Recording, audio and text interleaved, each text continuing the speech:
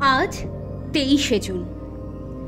এমনই দিনে 1757 সালে পলাশীর যুদ্ধে পরাজিত হয়েছিলেন বাংলার শেষ নবাব সিরাজউদ্দৌলা। তার রাজধানী পলাশী থেকে প্রায় 50 মাইল দূরে মুর্শিদাবাদে। সারা রাত উটের পিঠে চেপে পরের দিন ভোরেই সিরাজ পৌঁছেছিলেন রাজধানীতে। এরপর রবার্ট ক্লাইভ মির্জাফরকে বসালেন মাসনাদে। প্রাণ বাঁচাতে রাত 3টের সময় ছদ্মবেশে পালালেন সিরাজউদ্দৌলা। সাধারণ মানুষের বেশে রাজধানী থেকে বেরিয়ে পড়েছিলেন তিনি। সঙ্গে ছিল কিছু বিশ্বাসভাজন আত্মীয় স্বজন আর কয়েকজন হিজড়া। রাত 3টের সময়ে স্ত্রী লুৎফুন্নেসা আর কয়েকজন ঘনিষ্ঠকে নিয়ে চড়ে বসলেন ঢাকা দেওয়া গাড়িতে। সোনা জহরত যতটা সম্ভব নিয়ে প্রাসাদ ছাড়লেন সিরাজ। মুর্শিদাবাদ থেকে প্রথমে ভগবানগোলা গিয়েছিলেন তিনি। দিন দুয়েক পরে কয়েকবার বেশভূষা বদল করে পৌঁছে গিয়েছিলেন রাজমহলের কাছে। 3 দিন ধরে খাওয়া হয়নি কিছুই, ক্লান্ত শরীর, তাই একটু বিরতি নিয়েছিলেন সবাই। রান্না করা হচ্ছিল খিচুড়ি। ওই এলাকাতেই থাকতেন শাহাদানা নামের এক ফকির। সেই গোপনে খবর দিয়ে দেয় যে সিরাজউদ্দৌলা সেখানে আছেন। এ যেন আকাশের চাঁদ হাতে পেয়ে গেল মির্জাফর আর তার পুত্র মিরান। দিন রাত এক করে যার খোঁজ চলছে গোটা বাংলায়, সেই সিরাজ এত কাছে রয়েছেন। খবর পেয়ে মির্জাফরের জামাই মীর কাসিম সশস্ত্র সৈন্যদের সঙ্গে নদী পার করে ঘিরে ফেললেন গোটা এলাকা। 2 জুলাই 1757 সিরাজকে নিয়ে আসা হলো মুর্শিদাবাদে। রবার্ট ক্লাইভ তখন সেখানেই ছিলেন।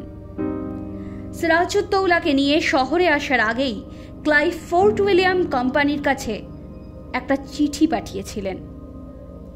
লিখেছিলেন, আমি আশা করব মাসনাদ থেকে সরিয়ে দেওয়া হয়েছে এমন একজন নবাবের প্রতি মির্জাফর সেই শিষ্টাচারটা দেখাবে যা এই পরিস্থিতিতে দেখানো সম্ভব।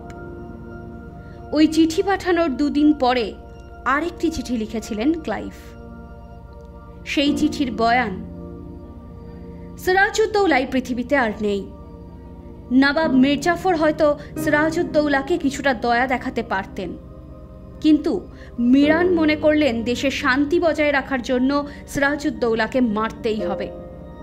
তাকে গতকাল সকালে খোশবাগে কবর দেওয়া হয়েছে। 264 বছর পরে আজ সেই 23শে জুন, যেদিন পলাশীর প্রান্তরে পরাজিত হয়েছিলেন নবাব সিরাজউদ্দৌলা। এরপর মির্জাফরের পুত্র মিরান তাকে হত্যা করে। তলোয়ার আর ছুরি দিয়ে হত্যা করা হলো সিরাজকে। মিরান তার এক সাথী মোহাম্মদী বেগকে দায়িত্ব দিয়েছিল সিরাজউদ্দৌলাকে হত্যা করার। মোহাম্মদী বেগের আর একটা নাম ছিল লাল মোহাম্মদ।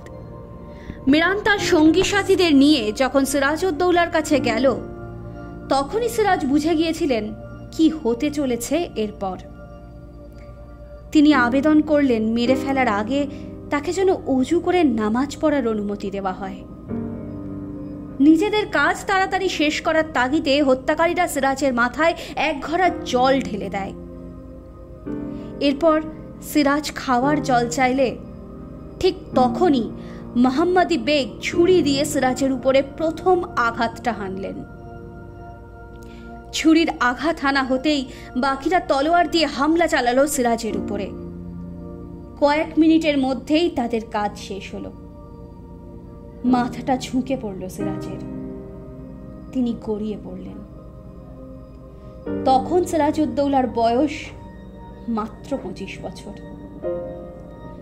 পরের দিন সিরাজউদ্দৌলার ক্ষত বিক্ষত দেহ হাতির পিঠে চাপিয়ে মুর্শিদাবাদের অলি গলি বাজারে ঘোরানো হয়েছিল, যেন সকলের কাছে প্রমাণ করার চেষ্টা যে সিরাজ পরাজিত। মিরানের নিষ্ঠুরতা কিন্তু ওখানেই শেষ হয়নি। কিছুদিনের মধ্যেই সে আলীবর্দী খানের বংশের সমস্ত নারীদের হত্যা করে। করম আলী দ্য মুজাফফরনামা অফ করম আলী গ্রন্থে আলীবর্দী খানের বংশের সব নারীদের হত্যা করার বর্ণনা দিয়েছেন। তিনি লিখেছেন, প্রায় 70 জন নিরাপরাধ বেগমকে একটি নৌকায় চাপিয়ে মাঝগঙ্গায় নিয়ে যাওয়া হয়, আর সেখানেই নৌকাটি ডুবিয়ে দেওয়া হয়। সিরাজউদ্দৌলার বংশের বাকি নারীদের বিষ খাইয়ে হত্যা করা হয়। নৌকা ডুবিয়ে আর বিষ খাইয়ে যাদের হত্যা করা হলো, সবাইকে একই সঙ্গে নদীর ধারেই খোশবাগ নামের একটি বাগানে দাফন করা হয়েছিল। শুধু একজন নারীকে মেরে ফেলা হয়নি সেদিন। তিনি ছিলেন সিরাজউদ্দৌলার অসাধারণ সুন্দরী স্ত্রী লুৎফুন্নেসা। মির্জাফর আর তার ছেলে মিরান দুজনেই তাকে বিয়ে করতে চেয়েছিলেন। কারাম আলী লিখছেন, লুৎফুন্নেসা বাবা আর ছেলে দুজনের প্রস্তাবই এই বলে ফিরিয়ে দিয়েছিলেন যে, প্রথমে হাতির পিঠে চড়েছি, এখন গাধার পিঠে চাপা সম্ভব নয়। পলাশীর মনুমেন্ট আজও সিরাজের সেই ইতিহাস নিয়ে দাঁড়িয়ে রয়েছে। খোশবাগে সিরাজের কবরের পাশে বসে লুৎফুন্নেসা হয়তো এখনো চোখের জল ফেলেন। ভারতের ইতিহাসের এক করুণ অধ্যায় পলাশীর যুদ্ধ। দেশের মধ্যে থাকা দেশীয় শত্রুরাই সিরাজের পিঠে ছুরিটা মেরেছিল। একটা কথা প্রচলিত আছে, হিস্ট্রি রিপিটস ইটসেলফ। ইতিহাস এখনো কথা বলে, কিন্তু আমরা তার কথা শুনি কি? Bureau report, NBTV।